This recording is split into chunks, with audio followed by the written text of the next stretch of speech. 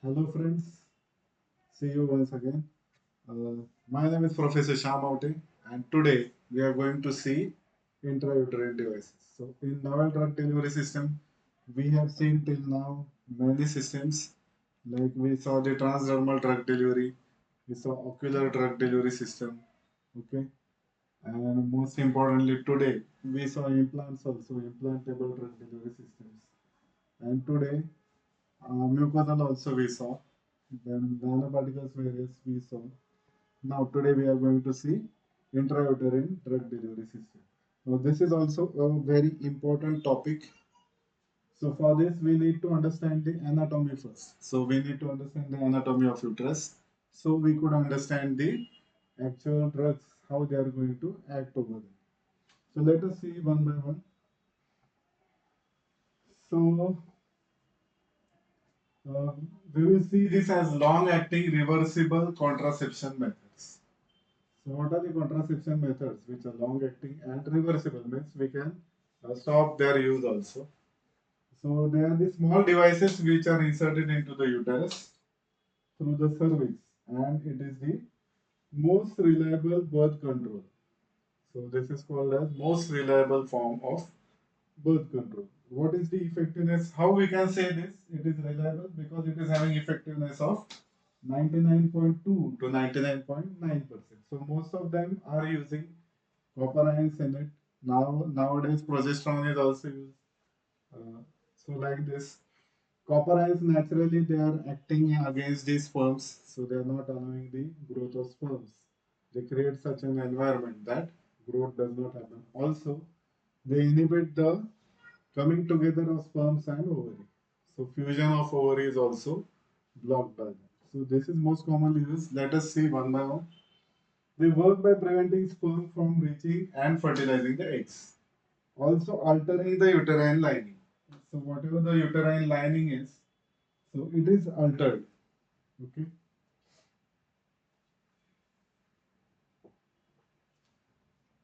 Now what is the historical context about this? So from 1975, from approximately in US, approximately 27 million couples which are of childbearing age, 76% of them express the desire to prevent the conception. So in US, study was done in 1975, and what was found in that study that 76% people of couples who are very young, out of them, they were preferring to prevent the conception, either temporarily or permanently also. So this demonstrated what? There is a need for effective contraceptive method. So we can see after survey that there is a need for this particular product. Now what are the current usage patterns? Modern contraceptive use. 62% people are using this contraception and 17% prefer sterilization, 17% oral contraceptive pills. So 17% people prefer pills, tablets. 10% are using condoms and 38% not using contraception. So there are few people also who are preferring not to use any method. Now these IUD, intrauterine devices, have emerged as a popular and long-term reversible contraception. So they have become very popular and they are providing long-term reversal also because of ease of insertion and removal. So insertion and removal both are easy things in this case. Now what are the three most common things for contraception? So first thing comes is oral contraceptives. Oral pills very easy to take. So 26% people prefer this. Condoms or diaphragms, these are used 10% people, and intrauterine devices by 6.4% people. Now, now before going on for detailed study, let us see the anatomy of this uterus. So what is the anatomy? So it is a pear-shaped organ and it's where a fertilized egg implants during the pregnancy. So the fertilized egg is getting implanted over there. It is attached over there inside the uterus. And the baby develops until the birth. It is also responsible for the menstrual cycle. And during this, the lining of uterus goes through several changes. So there are 4 phases of menstrual cycle, and in each phase there are various transitions which are happening inside the body. So the lining is called as the endometrial lining. It becomes thicker, and blood supply also increases over there as it reaches near the ovulation. This we will see one by one in detail ahead. If the egg is fertilized during that cycle, it gets implanted into the lining of the uterus and pregnancy begins. So if the egg is fertilized, sperm gets fused with the ovary during this phase after 14 days, means 14, 15 or 16 days. Because that sperms are alive for, ovaries are responsible for 2 days like that. So what happens during that, then the egg will get implanted into the endometrial lining and the start of baby growing phase starts. Your endometrial lining sheds if the pregnancy doesn't happen. If this thing does not happen, then the lining is going to shed. म्हणजे हे जर झालं नाही तर lining जी आहे ती हळूहळू degrade व्हायला लागेल किंवा निघून जाईल. Your endometrial lining sheds. This process repeats every menstrual cycle. Okay, until the pregnancy occurs. So हे दर सायकलला हे रिपीट होत राहतं जोपर्यंत प्रेग्नन्सी होत नाही. Now, what happens in the uterus during the pregnancy? If conception म्हणजे एग जेव्हा फर्टिलाइज होतं ते जर झालं मग काय होतं, the egg implants into the uterine lining. हे आताच आपण पाहिलंय sentence. The fertilised egg burrows into the endometrial lining.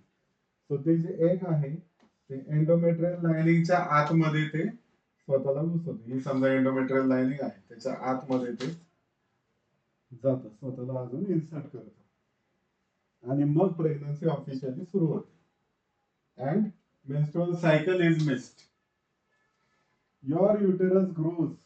Uterus grow होणारे, स्ट्रेच होणारे एका बलून सारखं, फुग्यासारखं. And the baby is accommodated. Baby त्याच्या आतमध्ये अकोमोडेट केलं जातं. It contract during the labour. लेबरच्या वेळेस ते कॉन्ट्रॅक्ट होतं आणि त्याच्यामुळे काय होतं, डिलिव्हरीला हेल्प होतं. After 6 weeks, uterus returns to its pre-pregnancy cycle. So ते पुन्हा पूर्ववत होण्यासाठी 6 weeks लागतात. So this is the general structure of the uterus. So main parts काय आहेत, फंडस. हा जो एरिया याला फंडस म्हणतो आपण. ही आहे बॉडी आणि ही आहे व्हॅजाइना. आणि ह्या सेगमेंटला, ओके, आणि ह्या सेगमेंटला याला विशेष महत्व आहे. So these are the ovaries. Okay, these are the fimbriae. This is called as the isthmus of uterus. This is the internal opening and this is the external opening. So जे शब्द wordings येतील पुढे, this is the internal opening, this is the external opening. Now अजून detail आपण parts बघू. ह्या रिजनला fimbria म्हणतात. हे जे फिंगर लाईक प्रोजेक्शन्स आहे ह्याला फिम्ब्रिया म्हणतो आपण. याला इन्फंडिब्युलम म्हटलं जातं. This is the ampulla. Overall याला ओव्हरियन ट्यूब म्हणतो आपण. ह्याच्यातून ओव्हरी पास होते इकडे. So these are 2 ovarian tubes. This is where the ovaries mature. आणि हे आहे fimbria, finger like. This is infundibulum. हा इकडचा part infundibulum. This is ampulla, then isthmus, then fundus. Okay, असे 4 एरियाज आहेत. हा जो रिजन आहे इथं ओव्हरीज ग्रो होतात. सो दिस आपण हे मोठं करून दाखवले. Okay, so this is the edge of follicle, end फॉलिकलचा, आणि हे ओव्हरियन कॉर्टेक्स आहे. आता ही रेड कलरची जी आहे ती युटेराइन आर्टरी आहे. ब्ल्यू कलरचे आहेत ते युटेराइन व्हेन्स आहेत. Then this is the vaginal artery, this is the vagina. Then this layer inside, this is the endometrium. हा सगळ्यात आतला जो भाग आहे त्याला आपण एंडोमेट्रियम म्हणतोय इकडचा. आणि मधला जो रिजन आहे दिस इज द मायोमेट्रियम. हे मस्क्युलर रिजन आहे त्याला मायोमेट्रियम म्हटलं जातं. आणि एकदम बाहेरचा जो रिजन आहे बाहेरची बॉर्डर ह्याला काय म्हणतो आपण पेरिमेट्रियम. सो एंडोमेट्रियम म्हणजे आतला भाग, मधला जो आहे मायोमेट्रियम म्हणजे मस्क्युलर रिजन आणि बाहेरचा आहे perimetrium. And this is called as uterine isthmus and this is the cervix opening. So this way is the anatomy. Now अजून ब्रॉडर त्याचा क्रॉस सेक्शन आपण डिटेल मध्ये पाहिला तर ते असं दिसतं. सो हे आर्टरीज आहेत, युटेराइन आर्टरीज आहेत. हे पेरिमेट्रियम आहे, ओके. हे एंडोमेट्रियम आहे आणि हे मायोमेट्रियम घेतलं. सो आता हे सेल्स बघू. हा जो पहिला मेम्ब्रेन आहे this is called as basal layer, okay. Basal layer, बेसचे जे सेल्स आहेत त्याला बेसल लेयर म्हटले. त्याच्यावरती जे ग्रो होत आहे त्याला म्हटलं आपण एंडोमेट्रियम, ओके. आणि हे ग्लँड्स आहे त्याला एंडोमेट्रियल ग्लँड्स म्हटले. आणि ह्या रेड कलरच्या ज्या आहेत ह्या आर्टरीज आहेत, okay. And this is columnar epithelium. Now main parts आताच आपण पाहिले. सो सर्विक्सचे मेन पार्ट्स काय आहेत? एक्टोसर्विक्स, ट्रान्सफॉर्मेशन झोन आणि एंडोसर्विक्स. हे 3 पार्ट्स आहेत. एक्टोसर्विक्स, ट्रान्सफॉर्मेशन झोन आणि एंडोसर्विक्स. टिश्यू लेयर्स जर आपण पाहिले तर टिश्यू लेयर्स कोणते आहेत? एंडोमेट्रियम आहे त्याला फंक्शनॅलिस पण म्हणतोय. मायोमेट्रियम आहे त्याचं सिरोसाइक आहे, ओके. एंडोमेट्रियम, मायोमेट्रियम आणि perimetrium. This is endometrium, this is myometrium आणि एंडचा पेरिमेट्रियम आणि मधला आहे तो ल्युमेना. Now understand the anatomy. हे एनाटॉमी आता डिटेल मध्ये जर आपण बघूया. So how is the structure of cervix? मग असे आपण पाहिलं it is having a canal. It is called as cervical canal. Internal आणि एक्सटर्नल ओपनिंग. त्याला 2 ओपनिंग्स आहेत, इंटरनल आणि external. Superior to the fallopian tube and inferior to the vagina, like this. Then endometrium layer आपण पाहिला. It is the innermost lining. Simple columnar epithelium आहे. Areolar connective tissue आहे आणि endometrial glands आहेत. आपण पाहिले आतमध्ये ग्लँड्स सुद्धा असतात. त्याला परत डिवाइड केले स्ट्रॅटम फंक्शनॅलिस मध्ये. एंडोमेट्रियम लेयरला डिवाइड केले stratum functionalis and stratum basalis. मग असे आपण पाहिलं फंक्शनॅलिस आणि बेसिलिस. सो हा बेसल लेयर आहे, ह्याला बेसल लेयर म्हटले, त्याला बेसिलिस. आणि हा फंक्शनल लेयर ह्याला स्ट्रॅटम फंक्शनॅलिस म्हणतात. नाव लेट अस सी मायोमेट्रियम म्हणजे त्याचा मस्क्युलर रिजन जो आहे तो थिक असतो, तो मस्क्युलर आहे. 3 स्मूथ मसल लेयर. सो ह्याच्यात लेयर्स किती आहेत? 3 लेयर्स आहेत. स्मूथ मसलचे 3 लेयर्स आहेत. अँड मिडल लेयर जो आहे तो थिक आहे. Middle layer is thick and 2 longitudinal layers which is giving the structural support. So it is giving structural support. Peritoneum सगळ्यात बाहेरचा जो लेयर आहे peritoneum, okay, this is the peritoneum. External surface that joins uterus to the pelvic cavity. Pelvic cavity ला join करते through the ligaments. Stability आणि positioning देते. So main purpose काय? Stability and positioning.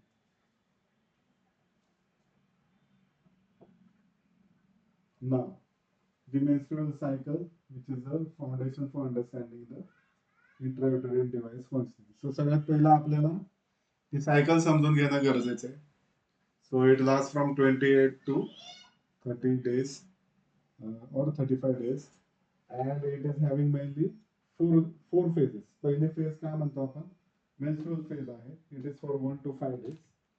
Second is the follicular phase, ज्याच्यात follicle develop होतं, right? egg develop होतो. Day 6 to 13 ovulation.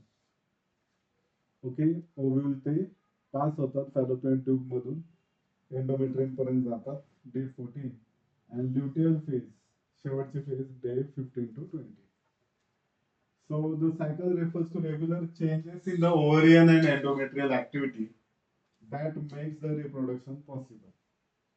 The flow occurs every 21 to 35 days and lasts 2 to 7 days.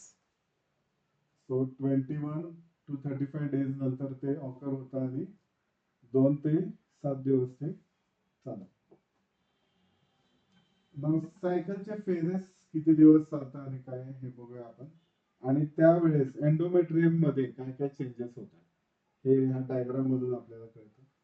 पहिली जी phase आहे menstrual phase, त्या phase मध्ये stratum बेसालिसच्या वरती stratum फंक्शनालिस इथं दाखवलंय असं नॉर्मल. ओके, प्रॉलिफरेटिव्ह फेज मध्ये काय होतंय, हळूहळू हे वाढत जात आहेत. ओके, आर्टरिओल्स वाढत जात आहेत, ब्लड सप्लाय वाढत जातोय. आणि नंतर सिक्रेटरी फेज मध्ये काय होते, आर्टरीज कॉन्ट्रॅक्ट होतात, ब्लड सप्लाय कमी होऊ लागते. हे आता डायग्राम पाहिले आपण, आता वाचल्यावर लक्षात येईल पुढे एक एक पॉइंट. पहिली जी फेज आहे menstrual phase, day 1 to 5. So oestrogen आणि प्रोजेस्टेरॉन हे डिक्रीज होते, हे दोन इस्ट्रोजन आणि प्रोजेस्टेरॉन हे कमी होते आणि त्याच्यामुळे काय होते, both are decreasing but prostaglandin increase होते, प्रोड्युसिंग आर्टरिओल कन्स्ट्रिक्शन.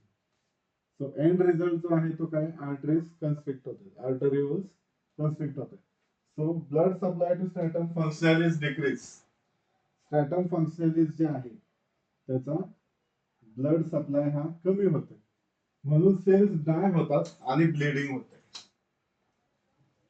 सो काय होते, पहिल्यांदा इस्ट्रोजन आणि प्रोजेस्टेरॉन कमी होते, त्याच्यामुळे प्रोस्टॅग्लॅंडिन जास्त रिलीज होते. हे झाल्यामुळे आर्टरिओल तुमचे कन्स्ट्रिक्ट होते. आर्टरिओल्स कन्स्ट्रिक्ट झाल्यामुळे ब्लड सप्लाय कमी होते आणि सेल्स डाय होते, त्याच्यामुळे हे ब्लिडिंग होतं फॉर 5 days. ओके, ही झाली पहिली फेज, आली लक्षात सगळ्यांच्या. सेकंड फेज फॉलिक्युलर फेज, हे डे 6 to 13 6व्या दिवसापासून 13व्या दिवसापर्यंत राहतं. Estradiol is secreted. इथं काय सिक्रेट होते, estradiol from the ovaries secondary follicle which converts to Graafian follicle. So ह्या फेज मध्ये काय होते, सेकंडरी फॉलिकलचं ग्राफियन फॉलिकल मध्ये कन्वर्जन होते. सो ग्राफियन फॉलिकल बनते. देन इस्ट्रोजन काय करते, ब्लड सप्लाय रिस्टोर करते एंडोमेट्रियम. सो इस्ट्रोजन मुळे ब्लड सप्लाय पुन्हा मेंटेन होते आणि त्याच्यामुळे स्ट्रॅटम फंक्शनॅलिस पुन्हा रिजनरेट होते, फॉर्मेशन त्याचं पुन्हा सुरू होते. From the stratum basalis, basal membrane पासून स्ट्रॅटम फंक्शनॅलिस बनणं पुन्हा सुरू होतं आणि एंडोमेट्रियम तुमची ग्रो होते 3 ते 4 mm थिक. सो जसं ब्लड सप्लाय वाढेल, सेल्स ग्रो होणार तर थिकनेस वाढणार, कारण सेल्सचे लेअर वाढत गेले. सो 3 ते 4 mm थिक होते आणि ग्लँड लेंथ पण वाढते आणि टॉर्च्युसिटी पण त्याची वाढते. आता नेक्स्ट काय होते, थर्ड फेज सुरू होते, मग ovulation day 14. Okay, release of the ovocyte, जे एग आहे ते ओव्हरीज मधून रिलीज होते into the Fallopian tube. Okay, इथं आपण पाहिलं अशा ओव्हरीज आहे.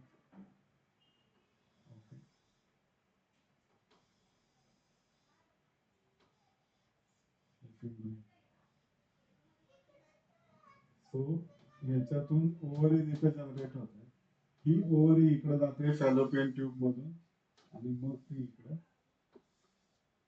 फॅलोपियन ट्यूब मध्ये युटेरस मध्ये येते. Right, and release oocyte remains viable for 2 days. So ह्याची व्हॅलिडिटी किती 2 दिवस ते चांगल्या पद्धतीने चांगल्या ह्याच्यात राहणार आहे. नंतर शेवटची फेज आहे luteal phase day 15 to 28. So Graafian follicle collapse, तो फॉलिकल जो आहे तो कोलॅप्स होतो आणि त्यामुळे काय होतं कॉर्पस ल्युटियम फॉर्म होते आणि पुन्हा प्रोजेस्टेरॉन इस्ट्रोजन रिलीज होते. काय होते मग नंतर प्रोजेस्टेरॉन आणि इस्ट्रोजन रिलीज होते म्हणजे हे वाढणार. Okay, these hormones promote the growth. पुन्हा ग्रोथ होणार, थिकनिंग होणार आणि coiling of endometrium with glycogen secretion. So इथं ग्लायकोजन सिक्रेट होणार आहे आणि without fertilisation corpus luteum disappears. जर फर्टिलायझेशन नाही झालं तर मग हे कॉर्पस ल्युटियम डिसअपियर होणार, निघून जाणार आणि पुन्हा ह्या हॉर्मोन लेवल जे आहे ते पुन्हा डिक्रीज होणार. Okay, levels decrease and again menstruation occurs. So अशा पद्धतीने ही फेज आहे. सो मेन्स्ट्रुएशन सायकल मध्ये ह्या 4 गोष्टी होतात. पहिल्यांदा मेन्स्ट्रुअल फेज, पहिल्यांदा काय होतं इस्ट्रोजन प्रोजेस्टेरॉन कमी होते आपण पाहिलं, तेव्हा प्रोस्टॅग्लॅन्डिन जास्त रिलीज होते, त्यामुळे आर्टरिओल कॉन्ट्रॅक्ट होते. मग त्या कॉन्ट्रॅक्ट झाल्यामुळे स्ट्रॅटम फंक्शनलिस्टला ब्लड सप्लाय कमी होतो आणि सेल्सची डेथ होते. ओके, आणि ब्लिडिंग होतं कारण मग तेच सेल्स मग तो जो लेअर आहे तो लेअर डिग्रेड होऊ लागतो, त्यातून रक्त वाहू लागतो. नंतर दुसरी फेज आहे फॉलिकल फेज 6 ते 13 दिवस. सो ह्यामध्ये काय होते इस्ट्राडायल सिक्रेट होते आणि ग्राफियन फॉलिकलचं फॉर्मेशन होते. मग आता ग्राफियन फॉलिकल त्याबरोबर इस्ट्रोजन रिलीज होते, ब्लड सप्लाय एंडोमेट्रियमला प्रॉपर होते आणि स्ट्रॅटम फंक्शनॅलिसचं फॉर्मेशन होते. म्हणजे बेसालिस वरचे फंक्शनॅलिस्ट ते जे आपण सेल्स पाहिले बनतात ते बनू लागतं. ओके, आणि एंडोमेट्रियम हे वाढ होते त्याची. म्हणजे आपण जे पाहिलं हे त्याची वाढ होत जाते अशी, आणि ते किती होते 3 mm पर्यंत होते, 3 ते 4 mm ते वाढ होते. तिसऱ्या फेजला ओव्ह्युलेशन काय होते आपण इथं पाहिलं, ओव्हरी मधून ते oocyte हे युटेरस मध्ये रिलीज होतं आणि नंतर काय होते Graafian follicle collapse from corpus luteum आणि प्रोजेस्टेरॉन इस्ट्रोजन रिलीज होते त्याच्यात आणि ग्रोथ थिकनिंग वगैरे होतं. कधी ज्या वेळेस जर कन्सेप्शन झालं असेल म्हणजे ओव्हरी आणि स्पर्म एकत्र आले असतील, नसेल झालं तर काय होईल ते डिसअपियर होणार आहे आणि पुन्हा हे दोन्ही हॉर्मोन्स ते कमी होणार आहे प्रोजेस्टेरॉन इस्ट्रोजन आणि ते पुन्हा सुरू होईल and menstrual cycle on. So अशा पद्धतीने ह्या 4 फेज आहेत. So I hope you all have understood what are these 4 phases. आता हे समजल्यावर मग पुढचं समजणं आपल्याला इझी आहे.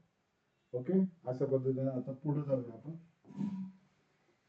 ऍडव्हान्टेजेस काय आहेत ह्या गोष्टीचे. सो हे जर डिव्हाइस आपण वापरले त्या ऍडव्हान्टेज काय, हायली इफेक्टिव्ह आहे प्रेग्नन्सी प्रिव्हेंट करण्यासाठी.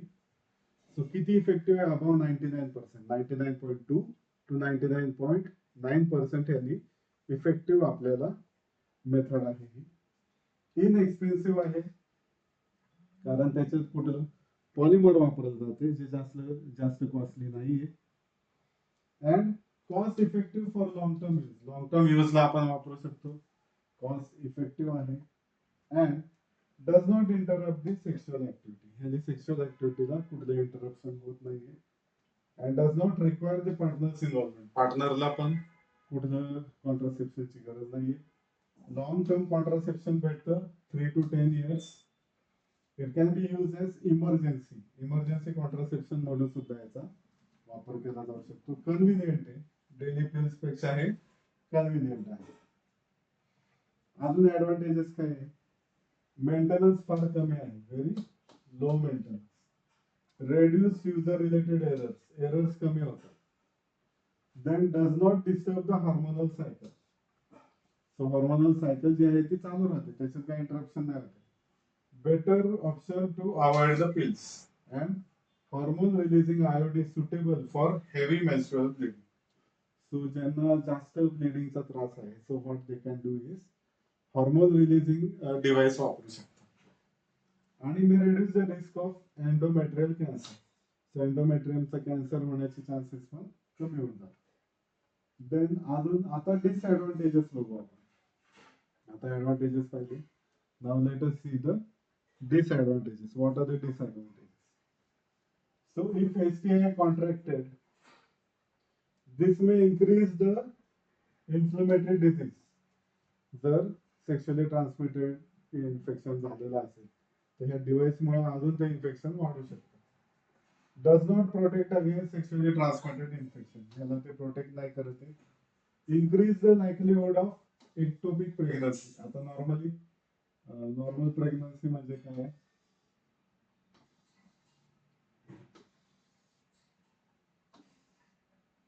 नॉर्मल म्हणजे काय की इथं एंडोमेट्रियमला लायनिंगला तो फॉलिकल येऊन इथं चिकटला पाहिजे. पण तिथं सोडून दुसरीकडे कुठं जर झालं, इकडं कुठेतरी अटॅच झाला, ओव्हरी इकडे कुठेतरी अटॅच झाली, इकडे अटॅच झाली, तर ह्याला म्हणतात एक्टोपिक. जागा सोडून दुसरीकडे कुठेतरी ते अटॅच होणार. ओके, आणि मग तिथं बेबीची ग्रोथ होणार. हे प्रॉब्लेमॅटिक आहे. Can cause heavier and more painful periods. So copper iodine असं होऊ शकतं. क्रॅम्पिंग होईल, डिस्कम्फर्ट होतो फॉर 24 to 48 hours. देन अजून काय प्रॉब्लेम आहेत? Expulsion rate of 2 to 10%. So 2 ते 10% केसेस मध्ये काय होते, ते एक्सपल्शन होते, पुन्हा बाहेर निघते. And especially in the first few months, काही स्टार्टिंगच्या महिन्यांमध्ये. Risk during the insertion and removal. Insert करताना आणि काढताना रिस्क असते. 12% removed due to increase menstrual bleeding or cramping, and rare perforation risk. आता copper bearing IUD non hormonal म्हणजे कुठलेही hormone न वापरता फक्त कॉपर असलेलं, कॉपर कंटेंट असलेलं जर आपण डिव्हाइस वापरले तर so these are constructed with polypropylene or polyethylene plastic. so ह्याच्यामध्ये प्लास्टिक आहे, पॉलिप्रोपिलिन म्हणतो आपण किंवा पॉलिइथिलीन पण वापरू शकतो. आणि ते टी शेपच्या डिझाईन मध्ये आहे. Right. T shape resembles the uterine cavity, preventing the displacement. Displacement होत नाही, त्याचं रोटेशन होत नाही आणि बाहेर निघत नाही. 2 आर्म्स असतात त्याला, 2 pliable arms. Okay, it is having 2 pliable arms. Fold during the insertion. ते इन्सर्शनच्या वेळेस असे फोल्ड होणार आहे. ओके, आणि नंतर आतमध्ये जाऊन पुन्हा असा शेप घेणार. And measuring 36 mm in height and 32 mm in width. So अशी 32 mm आहे आणि हाईटनी 36 mm आहे. सो आता याच्यात वेगवेगळे डिव्हाइस आले होते, काही सिलेक्टेड आपण बघणार आहे. CUT-200 हे 1976 ला आलं होतं. सो याच्यामध्ये 7 कॉपर स्लीव्ज आहेत. हे जे आहेत याला 7 लेयर आहेत कॉपरचे. अँड ऑन दिस स्टेम जे आहे, ही स्टेम आहे त्याची, त्याच्यावर 7 लेयर्स आहेत कॉपरचे. आणि ह्या आर्म्सला पण 7 लेयर आहे. Copper wire surface area 200 mm². Total surface area आहे वायरचा. आणि मॅक्झिमम ऍक्टिव्हिटी दाखवत होती. फिजिकल इंटेग्रिटी 15 ते 20 वर्ष त्याची टिकते. सो अशा पद्धतीने हे डिव्हाइस होतं. दुसरं आहे CUT-220C. आता इथं 7 लेयर होते, 7 लेयर. तर ह्याच्यामध्ये 5 लेयर्स आहेत. Okay, on the vertical arm म्हणजे ह्याच्यावरती 5 लेयर्स आहेत इकडे, आणि ह्याच्यावरती 2 लेयर आहेत कॉपरचे. सरफेस एरिया ह्याचा थोडा जास्त आहे, 220 मीटर² आहे. अँड एस्टिमेटेड इफेक्टिव्ह पिरियड ह्याचं पण 20 वर्ष हे चांगलं काम करू शकतं. Lower rates of pregnancy, expulsion and removal for bleeding compared to CUT 300. आता CUT 380 1984 ला आलं होतं, मेड अप ऑफ पॉलिइथिलीन फ्रेम आणि ह्याचा एरिया 380 mm², म्हणजे हा मोठा होता. Copper with barium sulphate for radio opacity. Copper आणि बेरियम सल्फेट दोन्ही ह्याच्यात आहे. 2 colors of copper on transverse AM, each providing additional 30 mm². So इकडं 2 layers आहेत copper. Efficacy improved when copper wire located on the transverse arm, close contact with the upper uterine cavity. Now Cu7 IUD, याचा आकारच 7 सारखा आहे म्हणून तसं नाव आहे Cu7 IUD.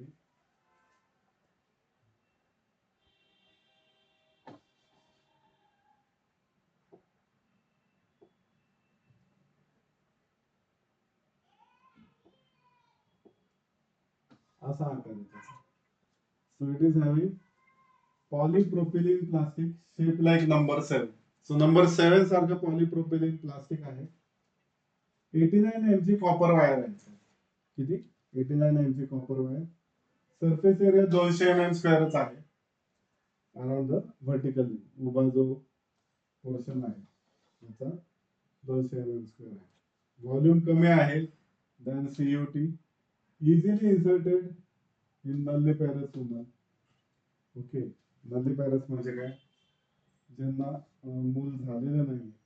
Okay, so त्यांना नल्लिपेरस होतं, त्यांच्यामध्ये इझिली आपण हे इन्सर्ट करू शकतो. Release 9.87 microgram per day for 40 months. So एवढं कॉन्सन्ट्रेशन डेली सिक्रेट होतं. किती दिवस? तर 40 महिने. Cervical dilation not needed. Removal is painless. So easy to insert, easy to remove. Then mechanism of action. आता ह्याचं मेकॅनिझम नक्की कसं आहे हे आपण समजून घेऊया. Copper is सायटोटॉक्सिक. सो मगाशीच आपण डिस्कस केलं, हाय कॉन्सन्ट्रेशनला कॉपर स्वतः सायटोटॉक्सिक आहे, स्पर्मिसायडल आहे and spermato depressive action. So spermicidal पण आहे म्हणजे kills the sperm and spermato depression, depress पण करते. कुप्रिक आयन्स जे आहेत ते मोटिलिटीला हे करतात, जे स्पर्म आहे. ओके, तर त्याच्या मोटिलिटीला मुवमेंट त्याची कमी करते, डिक्रीज करते. कॅपॅसिटेशन अँड सर्वायवल पण त्याचं डॅमेज करते. Copper is taken up by the endometrial epithelium and stomata. Inhibits progestational proliferation and estrogenic activity. Progesterone estrogenची ऍक्टिव्हिटी कमी करतं. Act as competitive inhibitor of steroid receptor. आणि त्याच्यामुळे काय होतं? बाइंडिंगला इंटरफेअर करते. And increase the contraceptive effect. म्हणजे ovary आणि स्पर्मचं बाइंडिंग ते रिड्यूस करते. And copper exhibits blastocidal properties. त्याच्यामुळे प्रेग्नन्सी राहत नाही. नाव आता आपण काय पाहिलं? नॉन हॉर्मोनल पाहिलं, जस्ट कॉपर डिव्हाइस पाहिजे ज्याच्यात हॉर्मोन वापरत नाही, फक्त कॉपर मेटल आहे. आता दुसरी कॅटेगरी बघू आपण, हॉर्मोनल इंट्रायुटेरिन डिव्हाइसेस. सो त्यात पहिलं जे आहे ते levonorgestrel system. The T-shaped contraceptive device is constructed with a polyethylene. याच्यामध्ये पण काय आहे? पॉलिइथिलीन आहे. Again 32 mm both vertically and horizontally. ह्याची फक्त साईज काय सेम आहे, 32 mm. असं आणि असं दोन्ही सेम आहे, 32 mm. Incorporates a silicon reservoir. So silicon मध्ये लिव्होनॉर्जेस्ट्रेल आहे. ओके, हा जो रिझर्वायर आहे सिलिकॉनचा, त्याच्यामध्ये आपलं ड्रग आहे.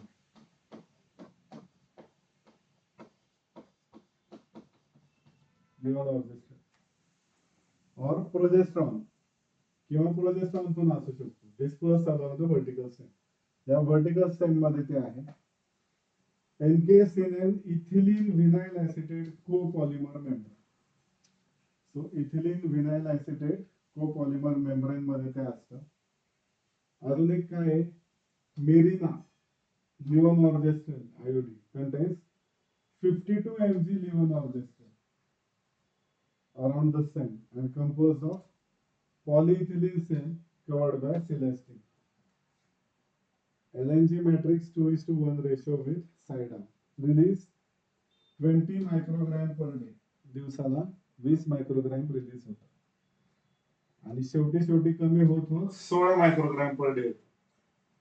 60% ड्रग रिलीज झाल्यानंतर त्याचं कमी होतं रिलीज, आणि 5 वर्ष हे चालतं. देन आता या सगळ्या डिव्हाइसेसचे, हॉर्मोनल डिव्हाइसेसचे बेनिफिट्स काय? सो प्रिव्हेंट दी फर्टिलायझेशन, हे फर्टिलायझेशन पासून प्रिव्हेंट करतात. Damage or kills the sperm, स्पर्मला एकदम डॅमेज करतं, त्या स्पर्म्सला किल करतं. आणि म्युकस जो आहे सर्वायकल त्याला थिक करते, स्टिकी करते, preventing the passage of sperm, स्पर्मला पॅसेज होऊन देत नाही. एंडोमेट्रियल चेंजेस काय करते, म्हणजे नॉर्मली काय करते, स्पर्मला किल करतं किंवा म्युकस लेअर थिक झाल्यामुळे sperm cannot pass. Another endometrial changes keep the endometrium from growing thick, एंडोमेट्रियमला जाड होऊ देत नाही, लाइनिंगला पुअर करते. and suppress the endometrium and prevent ovulation. ओव्युलेशनला होऊन देत नाही. नंतर अजून काय मेन्स्ट्रुअल बेनिफिट्स काय आहेत? May relieve irregular menstrual bleeding, relieve करतं, and cramping, and prevents the endometrial proliferation. एंडोमेट्रियमचं proliferation म्हणजे जे आपण पाहिलं हे ग्रोथ होते एंडोमेट्रियम, तर ते होऊन देत नाही. Through elevated progesterone and reduce oestrogen level. Clinical applications काय आहेत? आता ह्या सगळ्याचे ऍप्लिकेशन्स बघूया आपण एक करून. Emergency contraception, so copper आयोडी example आहे पॅरागार्ड. सो विदिन 5 days इन्सर्ट केलं जाऊ शकतं after the unprotected intercourse. So unprotected जर इंटरकोर्स झाला असेल तर 5 दिवसाच्या आत हे वापरलं जाऊ शकतं, and it is having effect. Then heavy menstrual bleeding, so progesterone IUD Mirena, so ते काय करते, ब्लिडिंगला कमी करते compared to the oral progesterone medication. So oral medicine पेक्षा त्याचा इफेक्ट जास्त होतो. देन मेनोपॉझल हॉर्मोन थेरपी, हे जे आहे, so it offers alternative for administering progesterone in combined menopausal hormone replacement therapy. So हा त्याचा बेनिफिट आहे. ओरल पेन पेक्षा हा त्याचा बेनिफिट आहे. पेल्विक पेन ट्रीटमेंट, ज्यांना पेल्विस मध्ये पेन आहे ह्या रिजन मध्ये, तर त्याच्यासाठी reduces the pelvic pain associated with the endometriosis, providing therapeutic benefit beyond the contraception. So हा त्याचा अजून एक ऍडिशनल बेनिफिट आहे. देन कॉन्ट्रा इंडिकेशन्स, म्हणजे कोणत्या वेळेस हे वापरू नये. सो जनरल कन्सिडरेशन काय आहे? Uterus that is not the usual shape, so ज्यांचा युटरसला युजुअल शेप नाहीये, अनयुजुअल आहे, त्यांनी वापरू नये. करंट पेल्विक इन्फेक्शन, जर काही इन्फेक्शन झालं असेल सो त्या काळात हे न वापरणे योग्य आहे. हॉर्मोनल आयोडीच्या रिलेटेड ब्रेस्ट कॅन्सर ज्यांना आहे सो त्यांनी हे वापरू नये हॉर्मोनल थेरपी, कारण इम्बॅलन्स होईल हॉर्मोनचा. किंवा ज्यांना लिव्हर डिझीज आहे, severe liver disease, they should also not use this. Then copper IUD specific heavy पिरियड्सच्या वेळी हे वापरू नये. लो आयर्न लेवल्स असेल तरी वापरू नये, आणि एंडोमेट्रियोसिस ज्यांचं झाले so they should also not use this. आता हिस्टॉरिकल डेव्हलपमेंट बघू वन बाय वन. सो पहिल्यांदा 1909 ला doctor Richard Richter so propose inserting ring made up of silkworm gut. Okay, त्यांनी हे प्रपोज केलं होतं, सिल्कवर्म गट पासून बनवलेली एक रिंग वापरायची. नंतर 1920 ला प्रस्ट अँड गेफेनबर्ग यांनी काय केलं, सिल्कवर्म रिंग वापरायला सांगितली without extension. Use X-rays with silver wire for detection. आणि त्यांनी पाहिलं की 3% प्रेग्नन्सी रेट रिड्यूस झालाय. Then modified by German silver alloy containing copper reducing rate to 1.6%. नंतर मग 1949 ला ब्रेक थ्रू मेथड आली. Silkworm gut wrapped around the finger, placed in gelatin capsule and then inserted inside. Gelatin liquefied, जसं liquefy होईल तसं thread spreads out, achieving remarkable 1.1% pregnancy rate. नंतर 1960 ला लझार मार्गल्स यांनी काय केलं, पॉलिइथिलीन डिव्हाइस म्हणजे प्लास्टिकचे डिव्हाइस सुचवले. and protruding through the cervix addressing infections.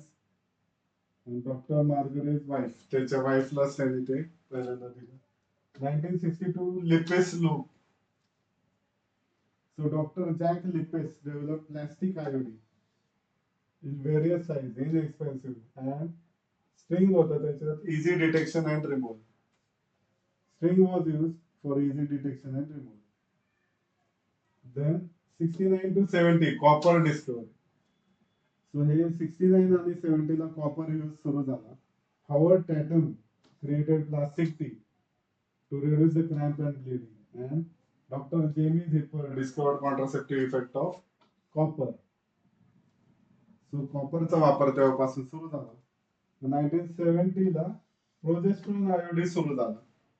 Dr. Antonio Scomegna introduced the T-shaped device containing progesterone in a capsule. FDA approved for 1 year use, remained on market till 2000. So 1 वर्ष जरी FDA ने approval दिलं तरी 30 वर्ष मार्केटमध्ये ते होतं. Then 71 to 74 Dalton Shield crisis. So Dr. Robbins company launched Dalton Shield. It was recalled. 3 वर्षांनी पुन्हा ते प्रोडक्ट मागे घेतलं गेलं, कारण स्ट्रिंग रिमूव्हल मुळे काय होत होतं, बॅक्टेरियाची एंट्री होत होती आणि इन्फ्लमेटरी डिझीज, इनफर्टिलिटी हे प्रॉब्लेम सुरू होत होते. Then 1988 कॉपर टी सुरू झाले. Initially introduce and approved for 4 years आणि मग 10 वर्षापर्यंत त्याला अप्रूव्हल मिळालं 1988 पासून. Then 2001 to 13 modern era. Mirena levonorgestrel using IUD, मग असे आपण पाहिलं डिटेल मध्ये. So Skyla approved FDA as first IOD in 12 years, providing 3-year protection. Okay, हे महत्वाचं हे डिस्कवरी होती. According to 2012 Guttmacher Institute study, percentage of women using long-acting reversible contraceptive methods increased from 2% 2002 ला 2% होतं, 2009 ला 7.7%. कन्क्लुजन. सो आता ह्या सगळ्यातून आपल्याला फायनली कन्क्लुजन वर यायचं. So IOD as modern contraceptive solution. The IOD stands out as highly effective contraceptive option suitable for individuals not at risk of sexually transmitted disease. So हे पण आपण लक्षात ठेवायचं, ज्यांना STI आहे they should not use it, कारण inflammation वाढू शकतं. It is appropriate for women who have previously given birth and are in stable monogamous relationship. आता हे जे आहे फ्लेक्झी T300 किंवा नोवाटी, याला 98.7% एफिकसी आहे. मिरेना आयोडी आपण पाहिलं 99% effectiveness and duration of protection 5 to 10 years. Healthcare providers recommend the progestin IOD for women experiencing extremely heavy painful menstruation. So ज्यांना पेन जास्त आहे त्यांनी प्रोजेस्टिन आयोडी वापरायचे to suppress this condition. By reducing blood loss, women using these are less prone to developing iron deficiency anemia. So अशा व्यक्तींना iron deficiency anaemia होण्याचे chances कमी आहेत जे प्रोजेस्टिन आयोडीचा वापर करतात. देन अजून बेनिफिट्स काय आहेत? IUD function by preventing meeting of egg and sperm. So main purpose तोच आहे, एक आणि स्पर्मला ते एकत्र येऊन देत नाही. They may also inhibit development of fertilize egg form होऊन देत नाही. Studies suggest women with copper iodine may have lower risk of endometrial cancer. So endometrial cancer चे risk कमी होते. आणि even same for progestin iodine. Safety काय आहे? While risk of pregnancy after iodine is minimal, there is always a slight chance राहू शकतो. In event of pregnancy, iodine should be promptly removed. In case जर आढळली तर काय करायला पाहिजे? आयोडीन काढायला पाहिजे. And healthcare provider consulted to rule out the ectopic pregnancy. म्हणजे लगेच डॉक्टरला भेटणं गरजेचं आहे. If pregnancy is not ectopic and decision is made to continue, then easily remove the iodine if the strings are visible. Although slight risk that removal might lead to pregnancy loss, retaining it poses greater risk of infection. So जर in case आढळलं की pregnancy झालीच आहे, तर ते device काढून टाकणं फार गरजेचं आहे. ते आतमध्ये ठेवलं तर रिस्क जास्त आहे. At present, IODs are considered safe, effective, low risk, and representing a significant advancement in reproductive healthcare options for the women worldwide. So this was all about the intrauterine devices. So आज आपण काय काय पाहिलं? इंट्रायुटेरिन devices study करण्याच्या आधी पहिल्यांदा आपण युटेरसचं anatomy study केली, राईट? एंडोमेट्रियम काय, बेसल लाइनिंग काय, एंडोमेट्रियम लाइनिंग काय आहे, एंड्रोमेट्रियम, पेरिटोनियम, ओके, तो सगळं मायोमेट्रियम पाहिलं. सो मस्क्युलर रिजन मायोमेट्रियम म्हणतो आपण.